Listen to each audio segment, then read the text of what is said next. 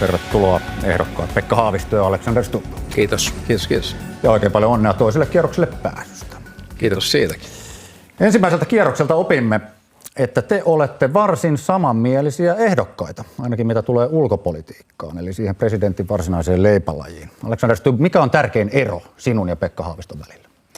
No, eroja on aina vaikea katsoa, mutta tietty kokemus ehkä vähän erilainen. Sanotaanko NATO-tulokulma on ollut vähän erilainen. Kysymykset ylipäällikkyyteen liittyviä voi olla vähän erilaisia, mutta jollain tavalla mä oon aina ehkä miettinyt sitä, että kun presidenttiä valitaan, niin olisi hyvä käydä sellaista rauhallista, sivistynyttä, maltillista analyysiä maailmanpolitiikasta. Ja toivottavasti nämä seuraavat 11 tenttiä, mitkä meillä on edessä, niin sitä voidaan yhdessä käydä. Tartun tähän ylipäällikkyyteen. Miten te sen asian suhteen eroatte toisistanne? No, erosta sen paljon tiedän, mutta nythän me valitaan ylipäällikköä NATO-aikaan. Siis ei ole enää kyse siitä, että puhutaan uskottavasta itsenäisestä puolustuksesta, vaan uskottavasta vahvasta puolustuksesta osana NATOa. Ja meille tulee suuria NATO-päätöksiä, jotka liittyy siihen, että missä meidän rauhaajan joukot on, voidaanko me pitää niitä toisessa maassa, tuommeko tänne NATO-joukkoja, mitä tehdään ydinaseiden kohdalla ja niin edespäin. Eli ylipäällikön rooli on aika erilainen kuin mitä se on ollut aikaisemmin. Pekka Haavisto, sama kysymys sinulle. Miten sinä eroat Alexander Stubbista? No tietysti erilainen työhistoria. Olen tehnyt 8 vuotta työtä maailman kriisialueilla. Kansalaisjärjestökokemus, jota itselläni on pitkään, joka kertoo siitä kansalaisyhteiskunnan kanssa tehtävästä työstä. Ja sitten aivan tuore ulkoministerikokemus, eli Suomen vieminen NATOon, DCA-sopimuksen neuvottelujen käynnistäminen. Ja siitä huolimatta, vaikka Suomea NATOa veinkin, niin en puhu NATO-Suomesta enkä NATO-presidentistä, vaan ajattelen, että täällä kotimaassa voidaan kuitenkin päätöksiä tehdä. Valta pysyy Suomessa. Suomalaiset voivat omasta tulevaisuudestaan päättää. Olemme NATOn jäseniä ja tulemme sitten vaikuttamaan myöskin NATOn linjauksiin. Niin, ehkä toi NATO-Suomi ja NATO-presidentti omalla tavallaan erottaa, mutta sellainen pieni korjaus tuohon. Itsehän olin CMI:ssa, siis Martti Ahtisaaren rauhanvälityssäätiössä kansalaisjärjestössä 6 vuotta hänen pyytämänään puheenjohtajana, hallituksen puheenjohtajana. Sitä paitsi olen välittänyt yhden suuren sodan tulitauon kriisin, eli Georgian. Et siinä mielessä meillä on varmaan samantyyppistä kokemusta näistäkin asioista. Palaan vielä tähän Alexander Stubbin nostamaan ylipäällikkyysasiaan. Näetkö sinä, että teillä on siinä suhteessa jotain eroa? En usko, että siinä on kovinkaan paljon eroa. Meiltä on tässä tenttien juoksussa kysytty muun muassa sitä, että luovuttaisiko ylipäällikkyyden puolustusvoimien komentajalle. Uskon, että on tärkeää, että maassa kriisiaikana, sodan aikana olisi demokraattisesti valittu ylipäällikkö. Totta kai sitten sellaiset sotaolosuhteet, missä vaikka talvi- ja jatkosodan aikana olivat aivan toisenlaiset, mutta nykyajan sodat ja kriisit ovat sellaisia, joissa tarvitaan sekä sitä ylipäällikkyyttä että sitä presidentin diplomaattista johtotehtävää. Ja uskon, että kansalaiset luottavat sellaisen presidenttiin, joka sitten myöskin kriisin tulle johtaa maata. Vielä Stubbin kanta tähän. Joo, siis ilman muuta samalla linjalla Pekan kanssa. Ja no se, mikä ylipäällikkyydessä tietysti tulee olemaan erilaista tulevaisuudessa, on se, että meillä on ylipäällikkö, joka on myös vahvasti kytköksissä NATOon. Siis seuraavan ylipäällikön tehtävä yhdessä puolustusvoimien kanssa on sekä strategisesti, puolustuspoliittisesti että poliittisesti ylipäätään integroida Suomen puolustus NATOon. Eli me puhumme todellakin siitä, että me olemme osa sitä liittokuntaa. Ja tämä tulee vaatimaan paljon työtä myös tasavallan presidentiltä. Puhun NATO-Suomesta ja NATO-presidentistä sen takia, että se tulee olemaan yksi hänen keskeisimmistä tehtävistä. Ja se on myös viesti ulospäin siitä, että me olemme hyvin sitoutunut NATO-maan, että me menemme NATOn ytimeen, että meillä ei ole minkäännäköisiä rajoituksia meidän NATO-jäsenyyden suhteen. Näin se tietysti juuri on, että olemme NATOn ytimessä ja oikeastaan ensimmäisessä ulkoministerikokouksessa, NATO-ulkoministerikokouksessa Oslossa huomasin sen, että meiltä kysytään, mikä on meidän arviomme Venäjän tulevaisuudesta, mikä on arvio Itämeren tulevaisuudesta, vaikutamme NATOn politiikkaan, vaikutamme jopa NATOn ydinasepolitiikkaan ja tässä mielessä on totta, että puolustusvoimien ylipäällikkönä presidentti on aivan keskeisellä paikalla. Tietysti kriisin tullen sitten kysymys siitä, miten NATO-joukkoja johdetaan, on oma asiansa. Ja pyysit Petri jossain vaiheessa, että olisiko meillä jonkinlaisia avauksia tänne. Pitää sellainen salus sanoa. Minun mielestä olisi hyvin tärkeää, että Suomeen tulee NATO-sotilaita. Nyt ei puhuta mistään tukikohdasta, jossa on prikaatin verran sotilaita, vaan jonkinnäköisestä alaesikunnasta. Me emme vielä tässä vaiheessa tiedä, onko kyseessä maavoimien, ilmavoimien vai merivoimien alaesikunta, mutta hyvin todennäköisesti joko Norfolkin tai sitten Brunsumin alaisuudessa sellainen. Sillä tavalla me saataisiin NATO-presenssiä paikalle. Tämähän ei tietenkään poissulisi sitä päinvastoin, että NATO-joukot täällä harjoittelevat. Mehän olemme siinä tilanteessa, että NATO-joukot aikaisemmin harjoittelivat meidän kanssa muutaman viikon. Nyt se on huomattavasti pysyvämpää kuukausien kiertoa. Mitä Pekka Haavisto sanoo tähän? Ehkä tähän Alaesikunta Suomeen. Ehkä ensin on sanottava tähän, että tämä DCA-sopimushan tuo jo amerikkalaista sotaväkeä Suomeen näiden varastojen yhteydessä ja näin poispäin. Sitten meillä on nyt erittäin pitkiä harjoituksia, joissa amerikkalaiset tulevat niissäkin Suomeen. Sitten tässä esikuntarakenteessa niin ajattelen niin, että nythän on puhuttu siitä, että kaikki Pohjoismaat voisivat olla saman rakenteen alla ja se tarvitsee varmasti tämmöisen maavoimien alaesikunnan Pohjoismaihin ja Suomi on varmaan yhtä hyvä maa kilpailemaan sellaista toiminnasta kuin muut Pohjoismaat. Kyllä meidän kannattaa Suomen puolta siinäkin pitää. Jatketaan tällä ulkopolitiikan saralla, nyt mennään vähän eteenpäin. Ja. Olemme kysyneet ehdotuksia myös yleisöltä, että mitä teiltä kaksikolta pitäisi tässä kysyä. Niitä tuli yli 1000 kappaletta ja sieltä muutama poiminta. Mennään tähän Alex Jyväskylästä. Hän ehdottaa tällaista kysymystä. Olet juuri tullut valituksi Suomen presidentiksi, jompikumpi teistä. Venäjällä näitä vaaleja on seurattu tarkasti ja Vladimir Putin haluaa onnitella sinua valinnastasi puhelimitse. Puhelin pirisee ja Putin soittaa. Vastaatko Pekka Haavisto? No kyllä lähden siitä, että aina kun joku valtionpäämies soittaa, vastataan. En antaisi sitä puhelua presidentinlinnan siivoojalle, vaan vastaisin, mutta silloin vastaisin ja ottaisin tietysti onnittelut vastaan, mutta en kävisi mitään poliittista substanssikeskustelua ilman koordinaatiota meidän läheisempien liittolaisten kanssa, EU-tason kanssa, jossa on määritelty se, että tällaisia keskusteluja käydään. Onnittelusoitto on tietysti toinen asia. Minä en vastaisi. Siihen en, koska silloin Putin tulisi käyttämään sitä jonkinnäköisenä propagandana Venäjällä, eli käyttää ikään kuin Suomea jonkinnäköisenä pelinappulana. Jättäisi vastaamatta. Tällä hetkellä meillä ei ole minkäännäköisiä poliittisia suhteita Venäjän kanssa ja siihen en näe mitään tarvetta ennen kuin sota ollaan saatu loppumaan tai ennen kuin me yhdessä liittolaistemme kanssa asiasta sovimme. Aivan eri asia on sitten, jos jossain vaiheessa saadaan jonkin tällainen tehtävä, mutta tällaista onnittelupuhelua en Putinilta todellakaan ottaisi. Mitä Venäjällä pitäisi tapahtua, että vastaisit? No Venäjän pitäisi totta kai lopettaa sota, se on se ensimmäinen askel, mutta ehkä jos me katsomme sitä sodan toista puolta eli rauhaa, jos jossain vaiheessa länneltä tai muualta tulee pyyntö, että Suomi tekisi jonkinnäköistä rauhanvälitystehtävää, niin siinä vaiheessa en välttämättä tuota puhelua ottaisi, mutta aloittaisin keskustelut matalammalla tasolla ja lähtisi sieltä sitten eteenpäin, mutta tämä on hyvin teoreettinen esimerkki, vaikka Aleksen kysyy. Minusta on erittäin tärkeää huomata se, että kaikissa konflikteissa tapahtuu asioita myöskin kulissien takana, jopa tässä Ukraina-Venäjä-konfliktissa.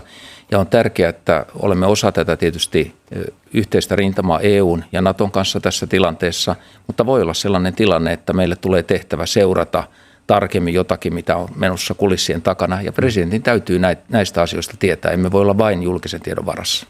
Rauhanvälityshän tapahtuu nykyään vähän eri tavalla kuin aikaisemmin. Ennen se oli vahvasti sidoksissa kansainvälisiin instituutioihin, järjestöihin, kuten YK:hon. Nykyään niitä tekee tällaiset niin sanotut välivallat, kuten esimerkiksi Katar, Turkki tai Arabiemiraatit. No niin, mutta pikkuero nyt löytyy kuitenkin. Haavisto nostaisi luurin ja Stubb ei. Käännetään katse hieman kauemmas Lähi-Itään.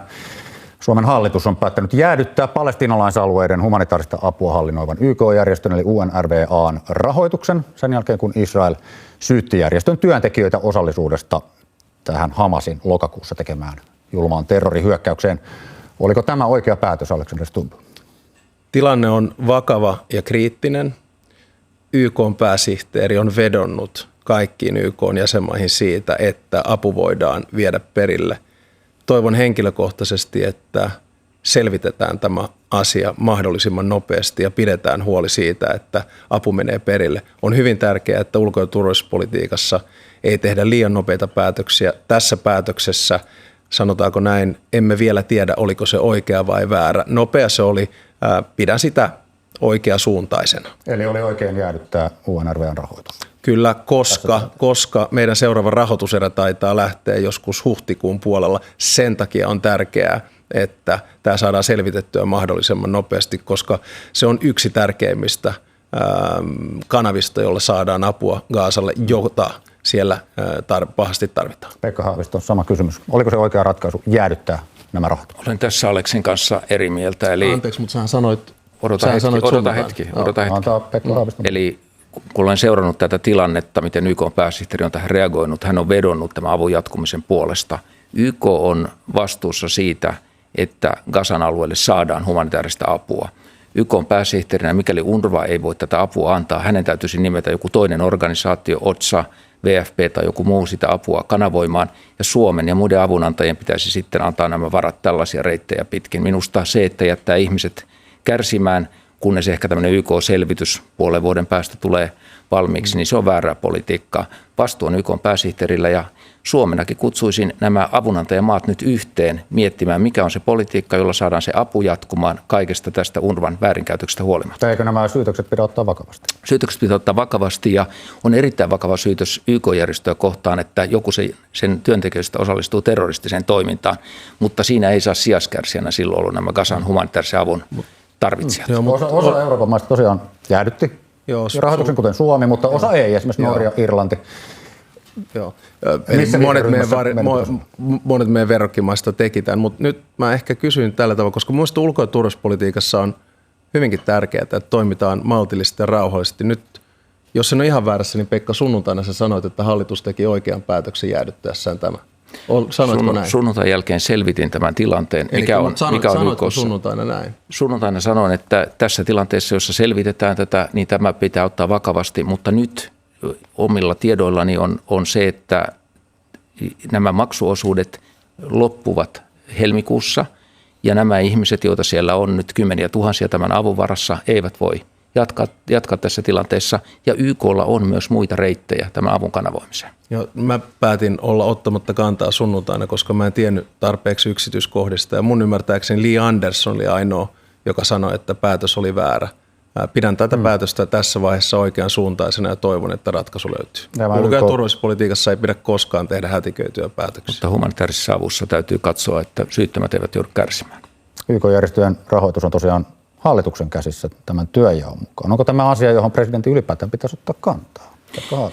Ajattelen koko tämä Gazan tilanne. Gazan Israelin konflikti on tilanne, johon myöskin tasavallan presidentti pitää ottaa kantaa. Ja tämä johtuu siitä, että ainoa oikea malli nyt tästä tilanteesta eteenpäin on kahden valtion malli ja sen rakentaminen. Ja siihen vaaditaan toisaalta Yhdysvaltain tukea Israelille, joka on olemassa, ja sitten Euroopan unionin tukea Palestiinalle käydä käsi kädessä tämä itsenäisen valtion tie palestiinalaisen kanssa, rakentaa siellä yhteyttä ja muuta. Ja se on mitä suurimmassa määrin ulko- ja turvallisuuspoliittinen asia. Nämä rahat myös.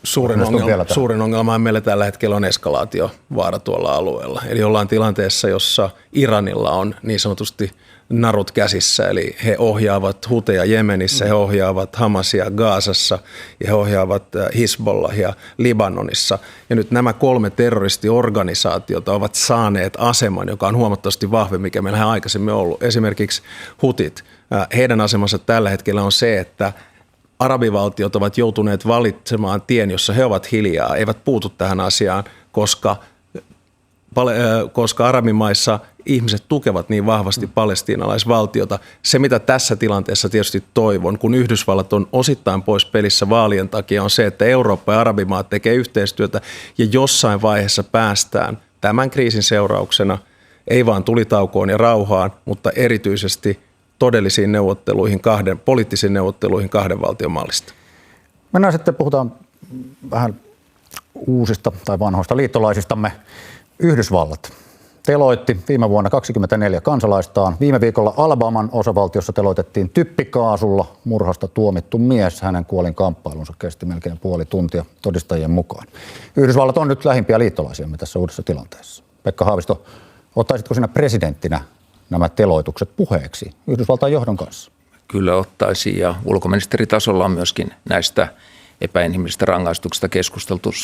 Suomalaisen ajatteluun ja kansainvälisen ajatteluhan kuolemanrangaistus ei sovi, ja Suomi on ottanut YK:n ihmisoikeusneuvoston jäsenenä systemaattisesti kantaa kuolemanrangaistusta vastaan. Mitä sanoisit presidenttinä amerikkalaisille? Totta kai näissä kahdenvälisissä keskusteluissa toteaisin, että meillä on eri käsitys näistä ja näistä ihmisoikeuskysymyksistä.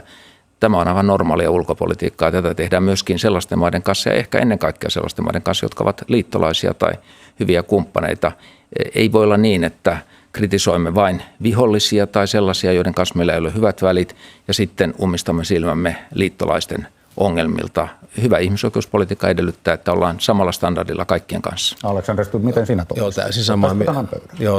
Täysin samaa mieltä tässä kysymyksessä Pekan kanssa. Ja jos en ihan väärin muista yliopistoajoltani Yhdysvalloista, niin kuolemantuomio rangaistuksen määrittelyhän tehdään pitkälti osavaltiotasolla tai ainakin niiden toteuttamiset. Siinä pitäisi sitten samalla siinä samalla pitäisi sitten puhua kuvernöörien kanssa, mutta ilman muuta pitää nostaa esille. Ja tämähän on se vaikeus ulko- ja turvallisuuspolitiikassa. Siis vaikeus siinä mielessä, että joka päivä joutuu tekemään arvovalintoja. Ja yksi arvovalinta on se, että minkä kysymyksen nostat pöydälle vieraan valtion johtajan kanssa. Ja minun mielestä vaikeita kysymyksiä pitää nostaa pöydälle ja ilman muuta kuolemantuomiot Yhdysvalloissa on yksi sellainen asia, jota olen koko elämäni itse vastustanut ja haluaisin kuulla Yhdysvaltain presidentin näkemyksen, miksi niitä edelleen jatketaan. Vaalikoneessa kuitenkin kysyttiin, että pitäisikö Suomen puuttua muiden NATO-maiden ihmisoikeusrikkomuksiin, tai väite oli, että ei pitäisi. Olit siitä väitteestä vain jokseenkin eri mieltä. Joo, mitä ne on ne poikkeukset, jolloin sitten pitäisi pitää sordiinoa tai olla hiljaa? Niin, tietysti näiden vaalikoneiden ehkä perusongelma on se, että riippuu onko ne 4 vai 5 portaisia. Ne on hirveän usein mustavalkoisia. Se riippuu vähän siitä kysymyksen asettelusta, että tärkeää katsoa, mitä sinne selitykseen pistää. Mutta mun mielestä liittolaisten kanssa ei pidä olla minkään näköisiä ongelmia keskustella mistään ihmisoikeuskysymyksistä. Presidentin ydintehtävää tosiaan on johtaa ulkopolitiikkaa yhdessä valtioneuvoston kanssa. Millaisiin asioihin ottaisit presidenttinä kantaa näiden ydinkysymysten ulkopuolelta, Pekka Haavisto? No, presidentin ja valtioneuvoston keskustelu voi olla hyvin laajaa. Totta kai se liittyy ulko- ja turvallisuuspolitiikkaan, mutta on monia asioita, jotka sivuavat sitä. Joskus pakolaispolitiikkaan liittyvät kysymykset, rajaturvallisuuskysymykset, niissä on aina ulkopoliittinen dimensio ja jopa sitten olen nähnyt tietysti TP-UTVAn jäsenenä, kun koronakriisiä hoidettiin. Siinäkin oli paljon ulkopoliittisia ulottuvuuksia. Ei saatu maskeja Kiinasta, oltiin riippuvaisia kiinalaisista lääketavaroista ja tämän tyyppisistä. Ja siinä itse asiassa presidentti joutuu kulkemaan aika pitkän matkan myöskin sen sisäpolitiikan puolelle, ehkä neuvoen hallitusta, konsultoiden hallituksen kanssa näistä asioista. Missä kohtaa menee se raja, johon asti voisi sinun presidenttikaudellasi kulkea, josta ei sitten mentäisi enää eteenpäin?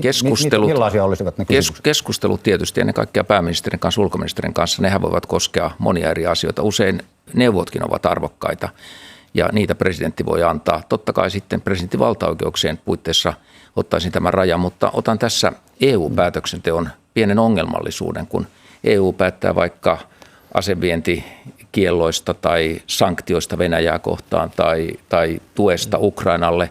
Ja me aina sanomme, että EU-asiat ovat valtioneuvoston asioita, mutta ne ovat mitä suurimmassa määrin ulkopolitiikkaa silloin, kun ne vaikka koskevat Ukrainan tilannetta tai Venäjän tilannetta. Ja toivoisin itse asiassa, että presidentti voisi kiinteämmin saada ainakin informaatiota näistä kysymyksistä, olla keskusteluissa mukana. Sillä on suuri merkitys. Alexander, pitääkö presidentin ottaa kantaa esimerkiksi julkiseen talouteen, kuten Sauli Niinistö on omalla kaudellaan tehnyt?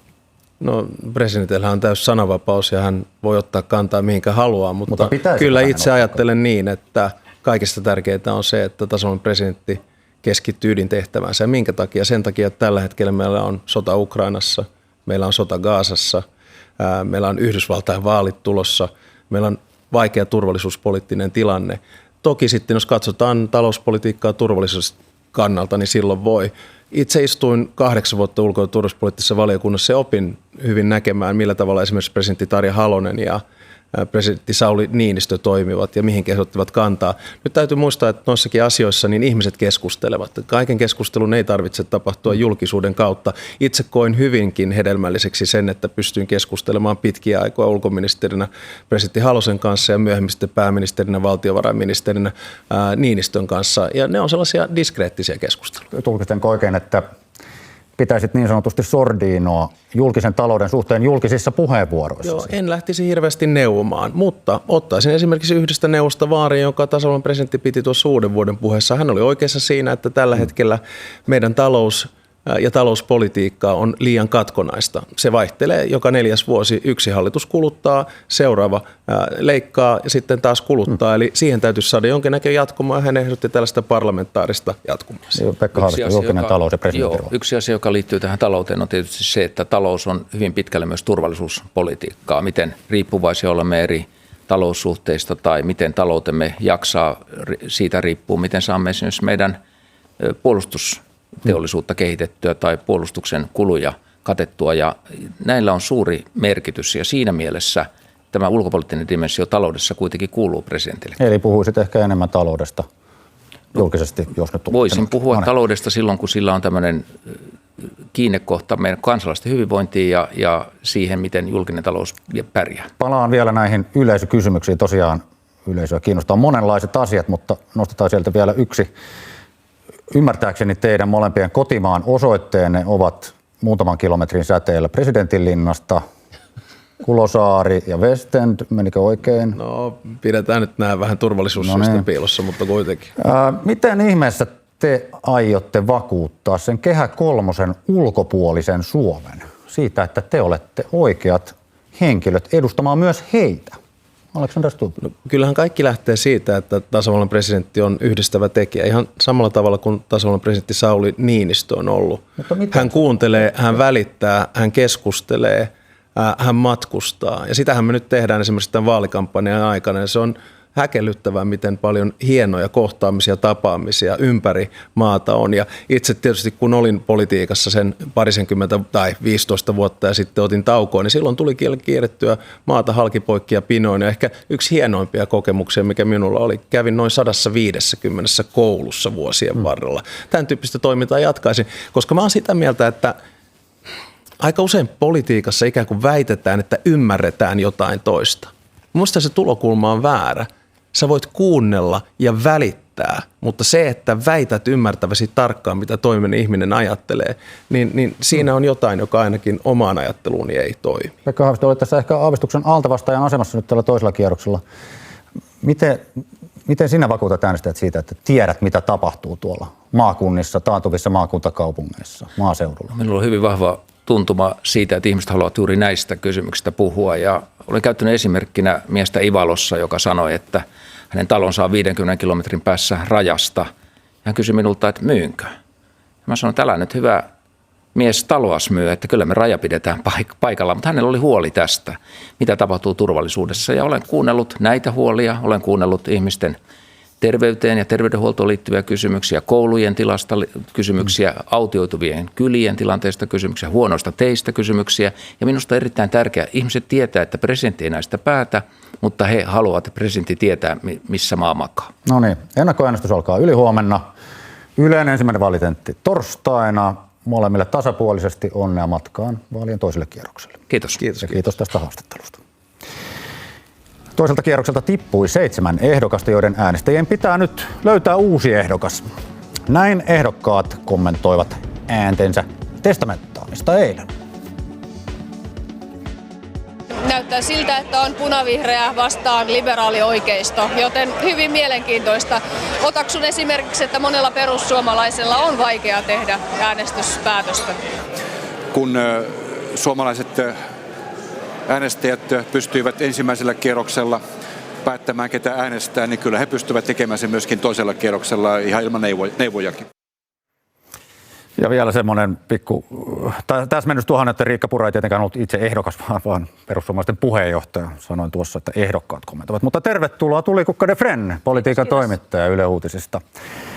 Katsotaan vähän, että millaisin eväin nämä vaalit nyt jatkuvat sinne toiselle kierrokselle. Kumpi näistä kahdesta ehdokkaasta lähtee ensimmäisen kierroksen tuloksen valossa vahvemmista asemista nyt sinne kakkoselle?